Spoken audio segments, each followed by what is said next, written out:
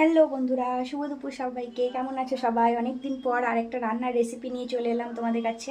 তো আজকে একটা পনিরের নিরামিষ রেসিপি তোমাদের সাথে শেয়ার করছি। সবাই কিন্তু জানাবে রেসিপিটা কেমন লাগলো। তো চলো শুরু করা যাক রেসিপিটা। এখানে আছে শুকনো লঙ্কা, এলাচ, জিরে, ধনে, মৌরি আর গোলমরিচের গুঁড়ো। গোটা গোলমরিচ, এগুলোকে সব একটু রোস্ট করে নেবো, দিয়ে এটা গুঁড়ো করবো। এই গুঁড়ো মশলাটা আমার রান্নায় ব্যবহার হবে। এই যে পনির কটা কিউব করে কেটে নিয়েছি, আর এখানে একটা পেস্ট মশলা হবে। এই যে কাজু আর 2 টুকরো পনির দিয়েছি, এতে একটু জল দিয়ে এটা একটা স্মুথ পেস্ট করে নেব। আর এই যে কিউব করে কেটে রাখা টমেটো আর এই ক্যাপসিকামটা রান্নায় যাবে। আর আমার এই যে ভাজা মশলার জন্য মশলাটা খুব সুন্দর করে ভাজা হয়ে গেছে, একটু ঠান্ডা হতে দিয়েছি। এবার এটা হামানদিস্তায় গুঁড়ো করে নেব। তো এদিকে কড়াইয়ে আমি ঘিটা একটু গরম করে নিয়েছি। এই ঘিটার মধ্যে আমি এই টমেটো আর ক্যাপসিকামটা হালকা করে একটু ভেজে নেব।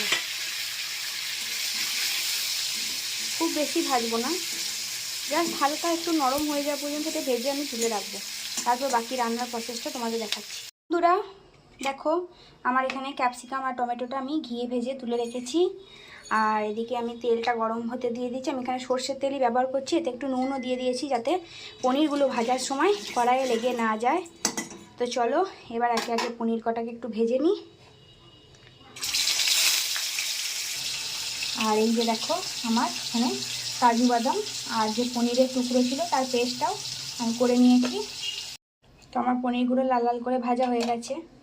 তো এবার ওই পনির ভাজা তেলের মধ্যে আমি কড়াইয়ে দিয়ে দিচ্ছি 2টো গোটা কাঁচা লঙ্কা আর ওই যে পনির আর কাজু বাদামের যে পেস্টটা করেছিলাম সেই পেস্টটা। এবার এই পেস্ট করা মশলাটা খুব ভালোভাবে আমি এতে কষিয়ে নেব। গ্যাসের ফ্লেমটা কিন্তু লোতে রাখতে হবে, নাহলে পরে এটা লেগে যাওয়ার চান্স আছে। দেখো আমার এখানে মশলাটা কিন্তু তেল ছেড়ে দিয়েছে। আমি এবার মিক্সি বাটি ধোয়া জলটা এর মধ্যে একটু একটু করে অ্যাড করব।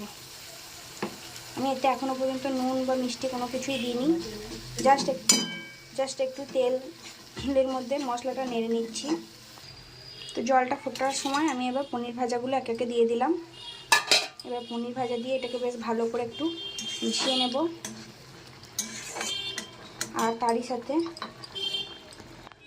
যে গুঁড়ো মশলাটা করে রেখেছিলাম সেই গুঁড়ো মশলাটাও দিয়ে দেব। দিয়ে এটাকে বেশ ভালো করে একটু মিশিয়ে নেব। যতক্ষণ না তেলটা ভেসে আসে ঠিক ততক্ষণ পর্যন্ত একটু নেড়ে নিতে হবে।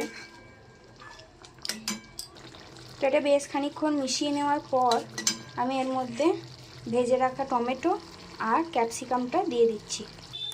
এবার এই সবগুলোকে একসাথে ভালো করে একটু মিশিয়ে নেব। আর এই পর্যায়ে আমি নুন মিষ্টিটাও অ্যাড করে দেবো পরিমাণ মতন। যেহেতু এটা নিরামিষ রান্না আর পনিরের রান্না, তাই এতে একটু মিষ্টি তো যাবেই। আর নুনটা সবাই নিজেদের আন্দাজ মতো দেবে। আমি এখানে আন্দাজ মতো নুনটা দিয়ে দিলাম। নুন দিয়ে একবার ভালো করে মিশিয়ে নিচ্ছি।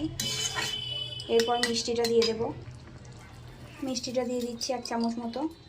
যারা মিষ্টি কম খেতে পছন্দ করো তারা কম মিষ্টি দিতে পারো। আমাদের একটু মিষ্টি মিষ্টি ভালোবাসি, তাই একটু মিষ্টির পরিমাণটা বেশি দেব। সব কিছুকে মিশিয়ে নিচ্ছি। মিশিয়ে নিয়ে আমি ঢাকা দিয়ে এটা মিনিট 5 ফুটতে দেব।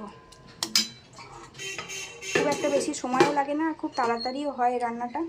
তো দেখা যাক।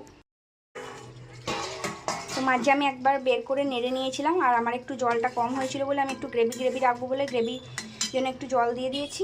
তো আমার রান্না কমপ্লিট। এবার নামানোর আগে আমি একটু ধনেপাতা কুচি দিয়ে এটাকে মেশাবো, তারপর আমার রান্নাটা ফিনিশ করব।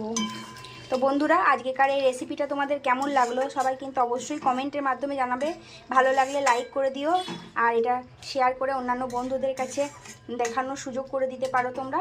আর আমি আজকে এই রান্নাটা দ্য বং সঙ্গী যে কুকিং চ্যানেল আছে সেখান থেকে নিয়েছি। তো রান্নাটা কিন্তু অসাধারণ হয়েছে, আমি টেস্ট করে একটু দেখলাম, তো খুব ভালো লাগছিলো। তোমরা সবাই অবশ্যই নিরামিষের দিনে বাড়িতে এটা ট্রাই করতে পারো, বা যে কোনো ওকেশনেও এটা রান্না করতে পারো। এটা ভাত, রুটি, লুচি, পরোটা যার সাথেই খাবে তার সাথেই দুর্দান্ত লাগবে। তো আমি তো ভাতের সাথেই আজকে পরিবেশন করব, যেহেতু ফার্স্ট টাইম ট্রাই করলাম। তো সবাই ভালো থেকো, দেখা হবে অন্য কোনো ভিডিওতে।